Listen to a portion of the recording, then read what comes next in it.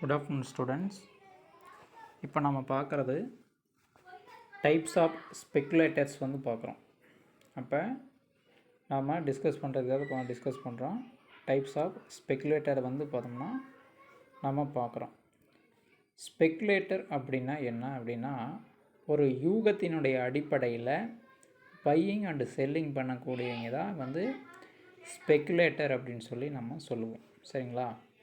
அவங்க என்ன பண்ணுவாங்க, இதுதான் கரெக்டாக வரும்னு சொல்லி அவங்க வந்து பண்ண முடியாது.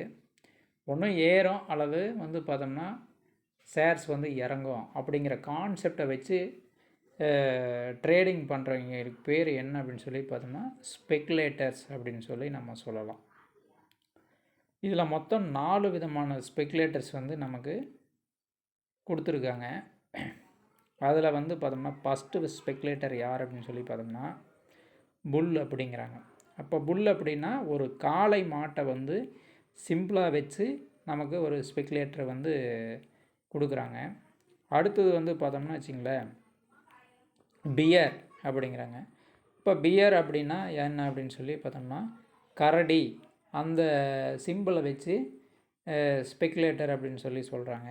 அடுத்து வந்து ஸ்டேக் அப்படின்னு சொல்லி சொல்கிறாங்க. ஸ்டேக் அப்படிங்கிறது மானை வச்சு நமக்கு வந்து ஒரு ஸ்பெக்குலேட்டராக வந்து பார்த்தோம்னா இந்த இடத்துல நம்ம கொடுக்குறாங்க. அடுத்தது வந்து லேம் டக் அப்படிங்கிறாங்க. அப்போ லேம் டக் அப்படிங்கிறது ஒரு முடை வாத்து அப்படிங்கிறது நமக்கு கொடுத்துருக்காங்க. அந்த முடை வாத்து வந்து பார்த்தோம்னா காலில் அடிபட்டிருக்கு. அந்த அடிபட்டதுனால வந்து பார்த்தோம்னா அந்த நிலையிலேருந்து எப்படி மேலே வருது அப்படிங்கிறதுக்காக யோசிச்சுட்டு இருக்கிறதுக்கு பேர் தான் வந்து பார்த்தோம்னா இந்த முடை வாத்து அப்படின்னு நம்ம சொல்கிறோம். சரிங்களா? இந்த 4 விதமான ஸ்பெக்குலேட்டர்ஸ் வச்சு தான் வந்து பார்த்தோம்னா என்ன பண்ணுறாங்க, ஸ்டாக் எக்ஸ்சேஞ்சில் பெரிய லெவலில் வந்து பார்த்தோம்னா பிஸ்னஸ் ரன்னிங் ஆகிட்டுருக்கு. பார்ப்போம் இது என்னென்ன சொல்லியிருக்கிறாங்க அப்படிங்கிறது பார்ப்போம். சரிங்களா? ஃபஸ்ட்டு பாருங்கள், speculator in a stock market are of different types அப்படிங்கிறாங்க. அப்போ ஸ்பெக்குலேட்டர் வந்து பார்த்தோம்னா ஸ்டாக் மார்க்கெட்டில் பலவிதமான ஸ்பெக்குலேட்டர்ஸ் வந்து இருக்கிறாங்க அப்படின்னு சொல்லியிருக்காங்க. They carry their names depending on their motive of the trading in the stock exchange. அப்போ அந்த பேரை வச்சு என்ன பண்ணுறாங்க, மோட்டிவேட் பண்ணி ஸ்டாக் எக்ஸ்சேஞ்சில் ட்ரேடிங் பண்ணிகிட்ருக்காங்க அப்படிங்கிறது சொல்லியிருக்காங்க. They are named after animals as their behaviour would be compared best with the behaviour of the animals. அப்போ ஒரு அனிமல்ஸுக்கு இன்னொரு அனிமல்ஸையும் கம்பேர் பண்ணி இதில் வந்து பார்த்தோம்னா எந்த அனிமல் பெஸ்ட்டு நடத்தையாக இருக்குது அப்படிங்கிறத வச்சு ட்ரேட் பண்ணுறாங்க. சரிங்களா? இதுதான் வந்து இங்கே நடக்கக்கூடியது. சரி, ரைட், பார்ப்போம். அடுத்து பாருங்கள், ஏ புல் ஆர் தெஜிவாலா அப்படிங்கிறாங்க. அப்போ ஒரு காளை மாட்டுக்கு பேர் என்னது, புல் அப்படிங்கிறாங்க அல்லது தெஜிவாலா அப்படின்னு சொல்லி நம்ம இதை சொல்லலாம். சரியா? சரி, a bull or tejiwala is an operator who expected a rising price of the securities in the future அப்படிங்கிறாங்க. அப்படின்னா என்ன அப்படின்னா, இந்த காளை மாட்டை சிம்பிள் வச்சு என்ன ஸ்பெக்குலேட்டரை என்ன வந்து யோசிக்கிறாங்க அப்படின்னா, எதிர்காலத்தில் செக்யூரிட்டியினுடைய ப்ரைஸ் வந்து அதிகமாகும் அப்படின்னு சொல்லி எக்ஸ்பெக்ட் பண்ணி எதிர்பார்த்து காத்திருக்கிறது தான் வந்து பார்த்தோம்னா இந்த புல் அண்டு தெஜிவாலா அப்படிங்கிறது. சரிங்களா? ஒன்றும் இல்லை, செக்யூரிட்டியினுடைய ப்ரைஸ் லெவல் வந்து பார்த்தோம்னா எதிர்காலத்தில் வந்து அதிகமாக வந்து உயரும் அப்படிங்கிறத வந்து எண்ணி வந்து உட்காந்துருக்கிறதுக்கு பேர் வந்து என்னென்னா புல் அண்டு தெஜிவாலா அப்படின்னு சொல்லி நம்ம சொல்கிறோம். சரியா? சரி, in anticipation of the price rise he makes purchase of shares at present and other securities with the intention to sell at high price of the future. அப்போ இங்கே அதை தான் சொல்கிறாங்க. அப்போ என்ன பண்ணுறாங்க, நம்ம ஒரு பர்ச்சேஸ் பண்ண ப்ரைஸ் வந்து பார்த்தோம்னா இப்போ இருக்கிறத விட அதிகப்படியான விலைக்கு போகும் அப்படிங்கிறத வந்து பார்த்தோம்னா எதிர்நோக்கி இருக்கிறங்கிறதுக்கு பேர் தான் வந்து பார்த்தோம்னா இந்த புல் அண்டு தெஜிவாலா அப்படின்னு சொல்லி நம்ம சொல்கிறோம்.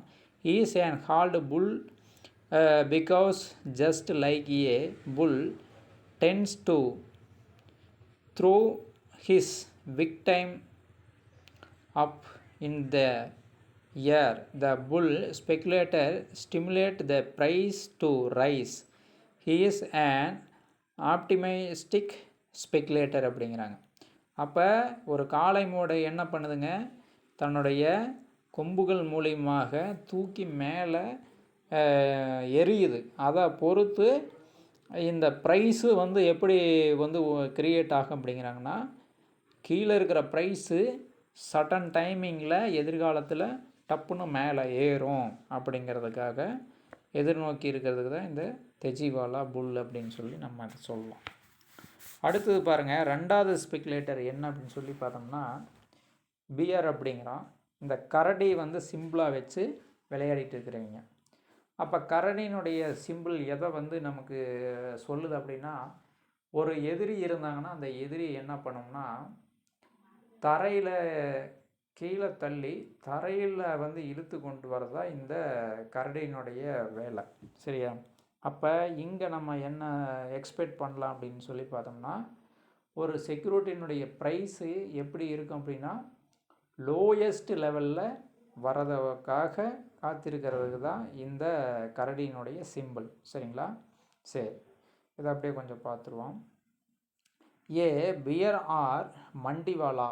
அப்போ இதை வந்து பார்த்தோம்னா பியர் அப்படிங்கிறோம் அல்லது மண்டிவாலா அப்படின்னு சொல்லி கரடி நம்ம சொல்கிறோம்.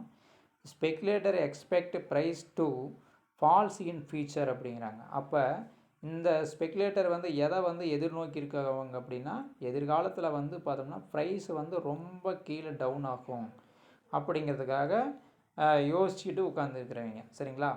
And sell securities at present with a view of the purchase them at lowest price இந்த ஃபியூச்சர். அப்போ வச்சுருக்கக்கூடிய ப்ரைஸை வந்து வச்சுருக்கக்கூடிய செக்யூரிட்டிஸ் எல்லாம் வந்து பார்த்தோம்னா விற்றுட்டு என்ன பண்ணுவாங்க, மறுபடியும் வந்து பார்த்தோம்னா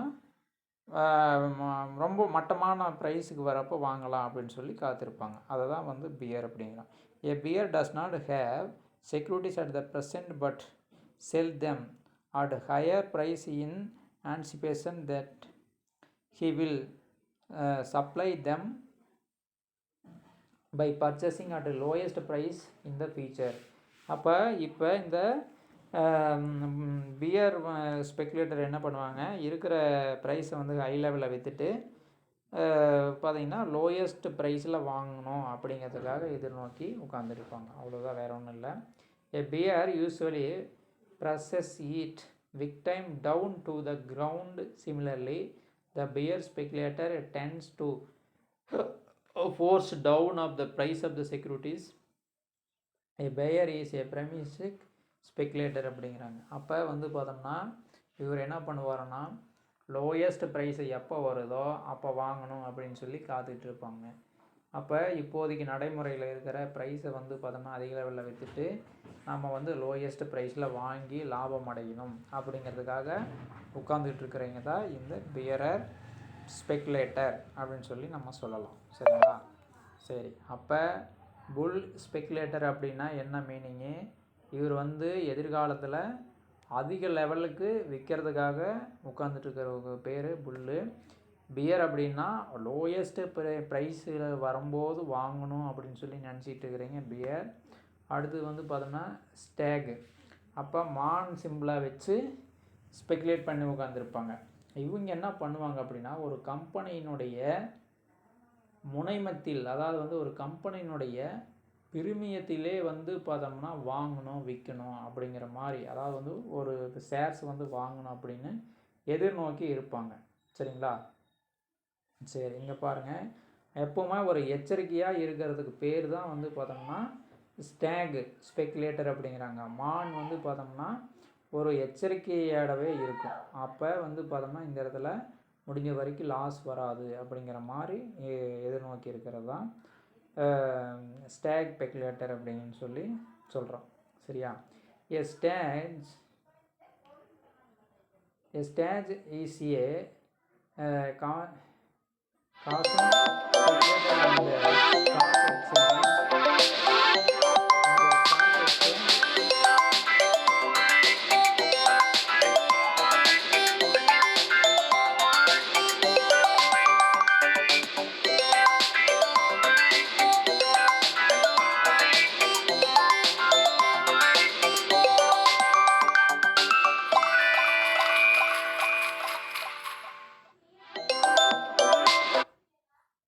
A stag is a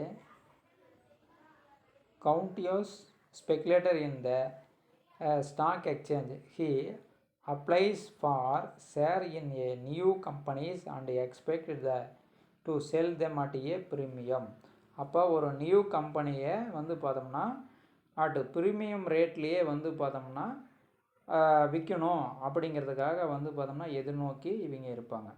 சரிங்களா. இஃப் ஹி கெட் ஏன் அலாட்மெண்ட், அதாவது வந்து பார்த்தோம்னா இவங்க ஒரு அலாட்மெண்ட் கொடுத்தாங்கன்னா, அதாவது வந்து இந்த ரேட்டுக்கு விற்கலாம் அப்படிங்கிற மாதிரி ஒரு வந்து தகவல் கிடச்சிதுன்னா அந்த ரேட்டுக்கு இவங்க விற்றுருவாங்க. சரிங்களா. உதாரணத்துக்கு ஒரு ரிலையன்ஸ் கம்பெனி இருக்குது, அந்த கம்பெனியினுடைய ஷேர்ஸ் வந்து பார்த்திங்கன்னா இன்றைக்கி வந்து பார்த்தோம்னா 100 ரூபா போகுது அப்படின்னு சொல்லி ஒரு அலாட்மெண்ட் கொடுத்துட்டாங்கன்னா உடனடியாக இவங்க விற்க ஆரம்பிச்சிருவாங்க. சரிங்களா. அந்த மாதிரி இருக்கக்கூடிய ஒரு எச்சரிக்கையோடு இருக்கக்கூடிய ஸ்பெக்குலேட்டர் அப்படின்னா ஸ்டாக் ஸ்பெக்குலேட்டர் அப்படின்னு சொல்லி சொல்லலாம். சரிங்களா.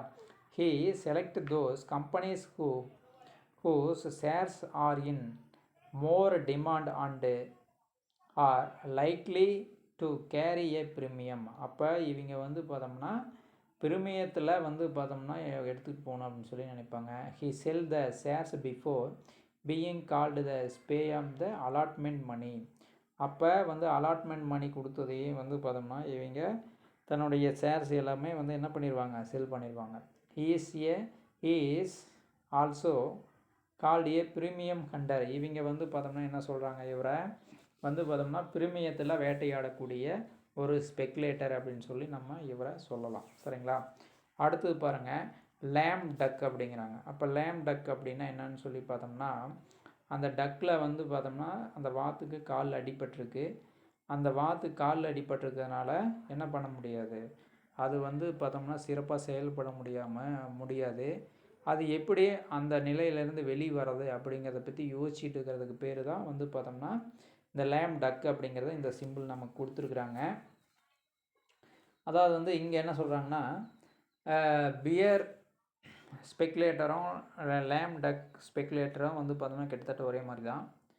இவங்க இதிலிருந்து எப்படி மேலே வர்றது அப்படிங்கிற மாதிரி யோசிச்சுட்டு இருக்கிறவங்களுக்கு தான் இந்த லேம் டக் அப்படின்னு சொல்லி சொல்கிறோம். சரிங்களா. பாருங்கள், when a bear finds it difficult to fulfill his commitment, he is said to the struggling like a lamb duck அப்படிங்கிறாங்க.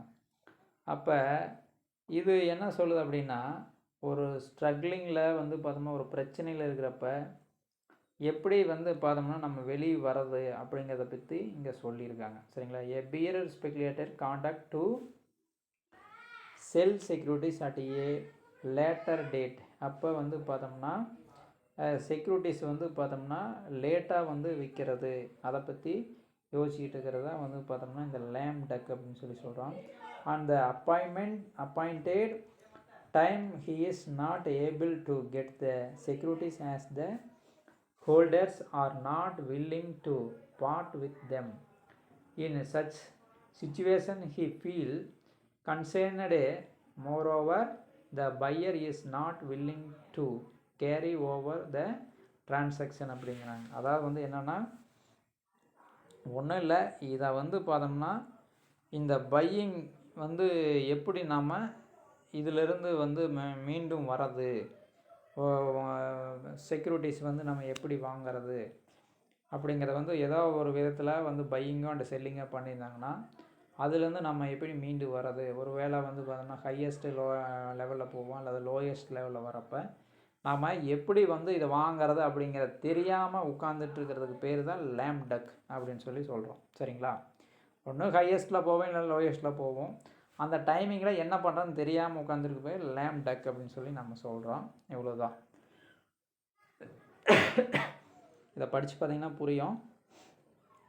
ஒரு டைம் 2 டைம் இதை கேட்டு பாருங்கள், கேட்டு பார்த்தீங்கன்னா தான் உங்களுக்கு ஈஸியாக புரியும். இதோட வந்து பார்த்தோம்னா நமக்கு கிட்டத்தட்ட வந்து ஸ்பெக்குலேட்டர் வந்து டைப்ஸ் ஆஃப் ஸ்பெக்குலேட்டர் முடிஞ்சிச்சு. நெக்ஸ்ட் கிளாஸில் வந்து எதை பார்க்க போகிறோம்னா stock exchange wise commodity exchange பார்க்க போகிறோம். அப்போ ஸ்டாக்னா என்ன, கமோடிட்டினா என்ன அப்படிங்கிறத நெக்ஸ்ட் கிளாஸில் நம்ம பார்க்க போகிறோம். சரிங்களா. அப்போ இந்த கொஸ்டின் வந்து பார்த்தோம்னா எனக்கு ஒரு 5 மணிக்குள்ளார நீங்கள் எல்லாருமே டெஸ்ட் எழுதி, கேர்ள்ஸ் அண்ட் பாய்ஸ் எல்லாருமே டெஸ்ட் எழுதி எனக்கு அதை அனுப்பிடுங்க. சரிங்களா? இந்த ஒரு கொஸ்டின் மட்டும் டெஸ்ட் எழுதிடுங்க. ஓகே, சரி, ரைட்.